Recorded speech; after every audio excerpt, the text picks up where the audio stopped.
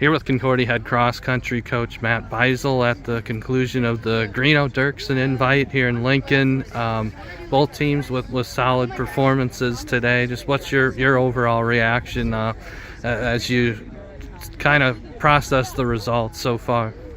Things went really well today. We accomplished what we set out to do, which was to focus on each other during the race, communicating, working our way up, picking off people, and being in a competitive mindset. We knew the conditions were going to be warm and humid and a little hillier than we're used to racing on, and we worked really hard in training this week, so I knew that was going to have an effect.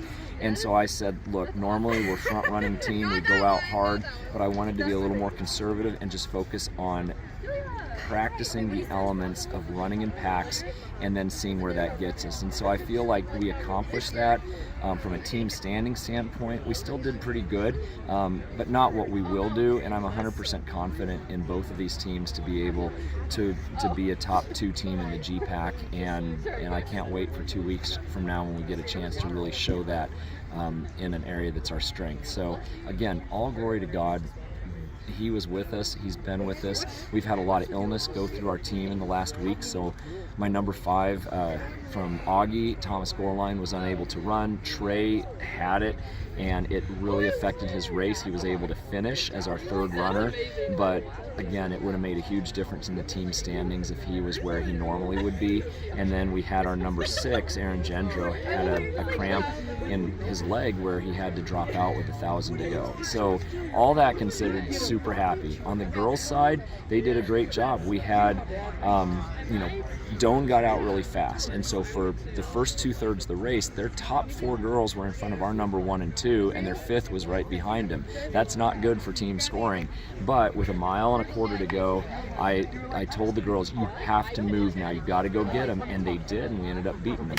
So I thought they put together 2 great races on a relatively tough conditions, and I'm super proud of them and thankful to God.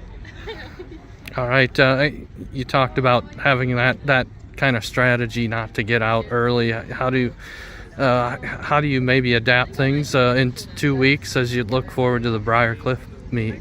Well, with this race, the course is so wide that I knew we would have room to maneuver with a large number of people, but at Briarcliff and some of the races coming up all the way up to nationals, it's going to be a much narrower start and a much narrower path to be on, so you have to put yourself out in front and then you get carried along, and it's pretty hard to pass once that happens. So that's normally how we race, and that's where we see our most success, and that's what's going to happen in 2 weeks.